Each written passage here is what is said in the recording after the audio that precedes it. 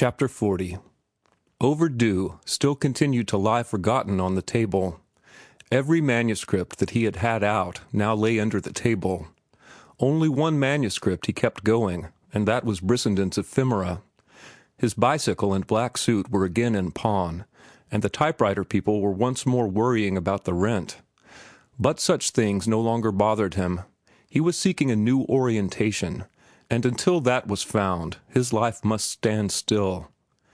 After several weeks, what he had been waiting for happened. He met Ruth on the street. It was true she was accompanied by her brother, Norman, and it was true that they tried to ignore him, and that Norman attempted to wave him aside. "If you interfere with my sister, I'll call an officer," Norman threatened. "She does not wish to speak with you, and your insistence is insult.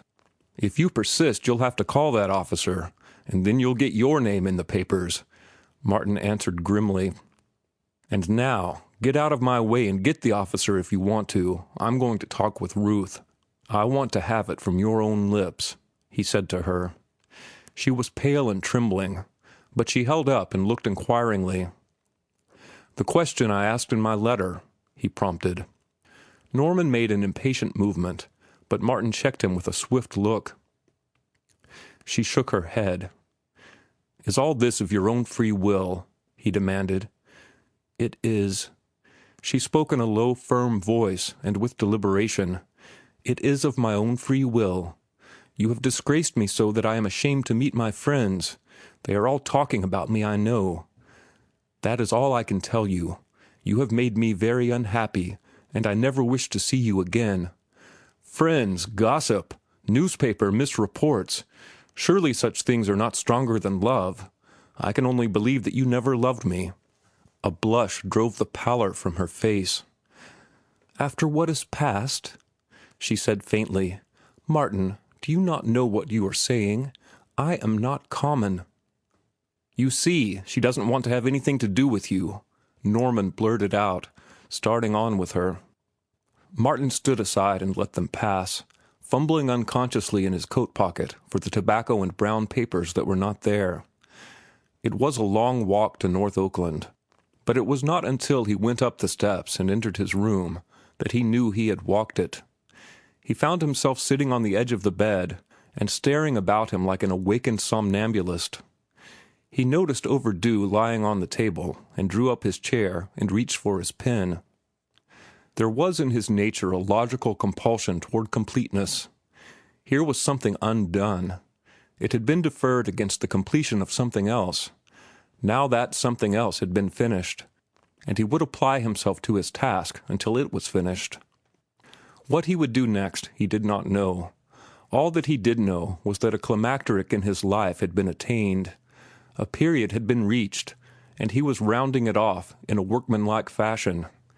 He was not curious about the future. He would soon enough find out what it held in store for him. Whatever it was, it did not matter. Nothing seemed to matter.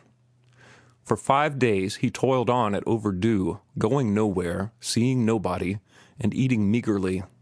On the morning of the 6th day, the postman brought him a thin letter from the editor of the Parthenon. A glance told him that Ephemera was accepted. "We have submitted the poem to Mr. Cartwright Bruce," the editor went on to say, "and he has reported so favorably upon it that we cannot let it go. As an earnest of our pleasure in publishing the poem, let me tell you that we have set it for the August number, our July number being already made up. Kindly extend our pleasure and our thanks to Mr. Brissenden. Please send by return mail his photograph and biographical data. If our honorarium is unsatisfactory, kindly telegraph us at once and state what you consider a fair price." Since the honorarium that had been offered was $350, Martin thought it not worth while to telegraph. Then, too, there was Brissenden's consent to be gained. Well, he had been right after all. Here was one magazine editor who knew real poetry when he saw it, and the price was splendid, even though it was for the poem of a century. As for Cartwright Bruce, Martin knew that he was the one critic for whose opinions Brissenden had any respect. Martin rode downtown on an electric car, and as he watched the houses and cross streets slipping by, he was aware of a regret, that he was not more elated over his friend's success and over his own signal victory. The one critic in the United States had pronounced favorably on the poem, while his own contention that good stuff could find its way into the magazines had proved correct. But enthusiasm had lost its spring in him, and he found that he was more anxious to see Brissenden than he was to carry the good news. The acceptance of the Parthenon had recalled to him that during his 5 days' devotion to Overdue, he had not heard from Brissenden, nor even thought about him. For the first time, Martin realized the daze he had been in, and he felt shame for having forgotten his friend. But even the shame did not burn very sharply. He was numb to emotions of any sort, save the artistic ones concerned in the writing of Overdue. So far as other affairs were concerned, he had been in a trance. For that matter, he was still in a trance.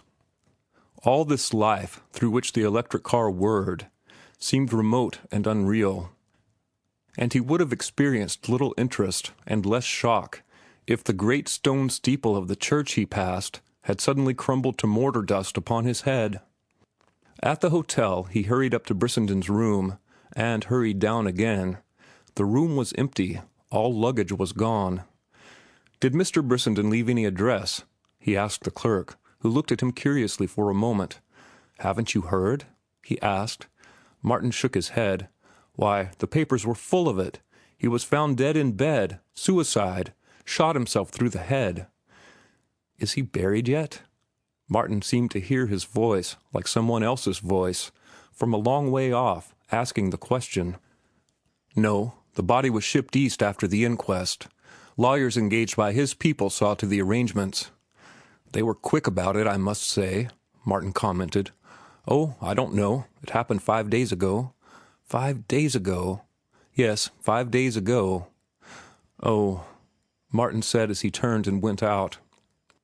At the corner, he stepped into the Western Union and sent a telegram to the Parthenon, advising them to proceed with the publication of the poem.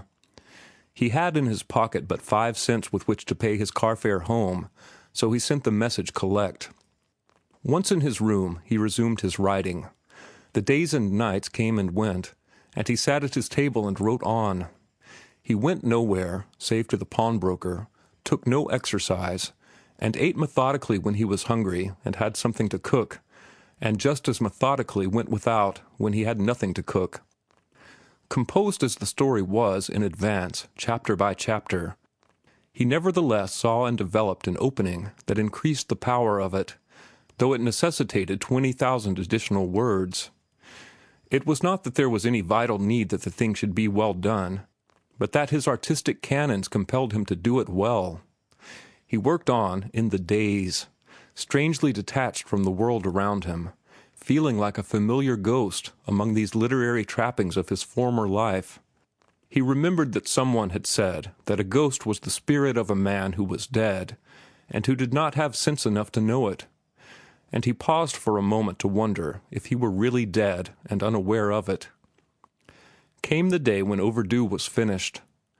The agent of the typewriter firm had come for the machine, and he sat on the bed while Martin, on the one chair, typed the last pages of the final chapter.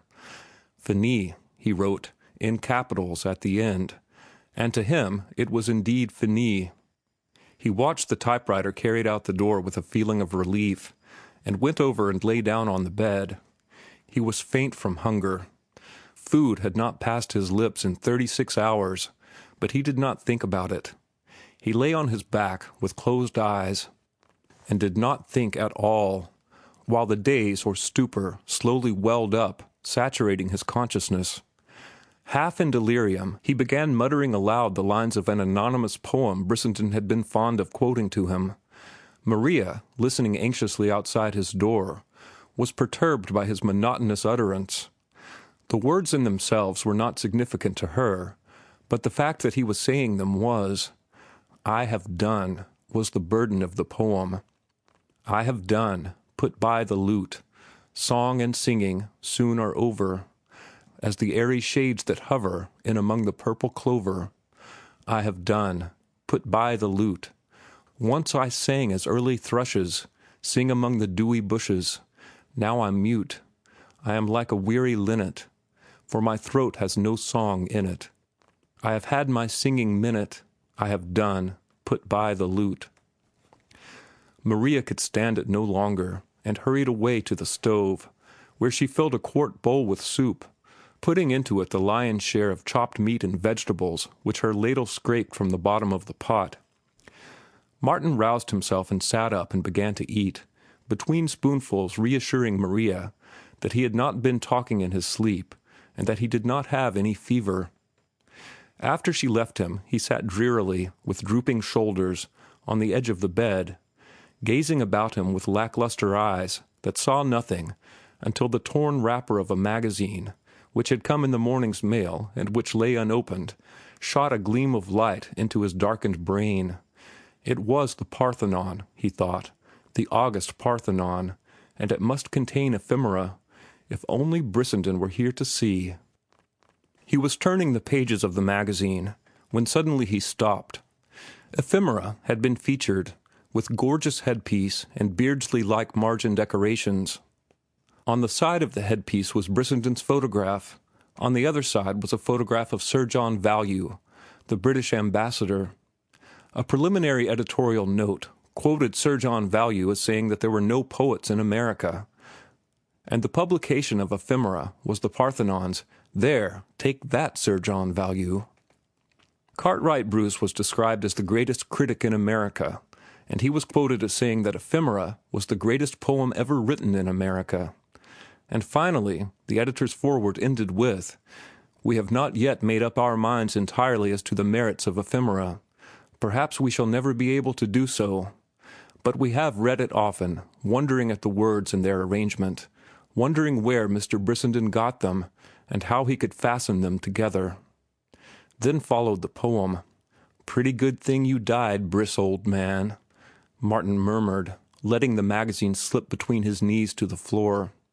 The cheapness and vulgarity of it was nauseating, and Martin noted apathetically that he was not nauseated very much. He wished he could get angry, but did not have energy enough to try. He was too numb. His blood was too congealed to accelerate to the swift tidal flow of indignation. After all, what did it matter? It was on a par with all the rest that Brissenden had condemned in bourgeois society. Poor Briss, Martin communed.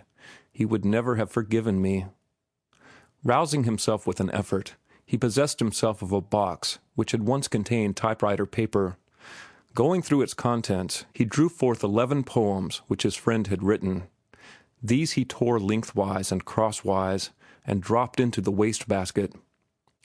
He did it languidly, and when he had finished, sat on the edge of the bed, staring blankly before him. How long he sat there he did not know, until, suddenly, across his sightless vision, he saw form a long horizontal line of white. It was curious. But as he watched it grow in definiteness, he saw that it was a coral reef, smoking in the white Pacific surges. Next, in the line of breakers, he made out a small canoe, an outrigger canoe. In the stern he saw a young bronzed god in scarlet hipcloth, dipping a flashing paddle. He recognized him. He was Moti, the youngest son of Tati, the chief, and this was Tahiti, and beyond that smoking reef lay the sweet land of Papara and the chief's grass house by the river's mouth. It was the end of the day, and Moti was coming home from fishing. He was waiting for the rush of a big breaker whereon to jump the reef. Then he saw himself, sitting forward in the canoe, as he had often sat in the past, dipping a paddle that waited Moti's word to dig in like mad when the turquoise wall of the great breaker rose behind them. Next, he was no longer an onlooker, but was himself in the canoe. Moti was crying out, and they were both thrusting hard with their paddles, racing on the steep face of the flying turquoise. Under the bow the water was hissing as from a steam jet. The air was filled with driven spray. There was a rush and rumble and long echoing roar, and the canoe floated on the placid water of the lagoon. Moti laughed and shook the salt water from his eyes, and together they paddled into the pounded coral beach, where Tati's grass walls, through the coconut palms, showed golden in the setting sun. The picture faded, and before his eyes stretched the disorder of his squalid room. He strove in vain to see Tahiti again. He knew there was singing among the trees, and that the maidens were dancing in the moonlight, but he could not see them.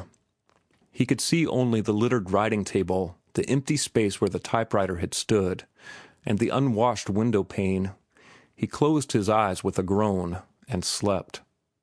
End of chapter 40.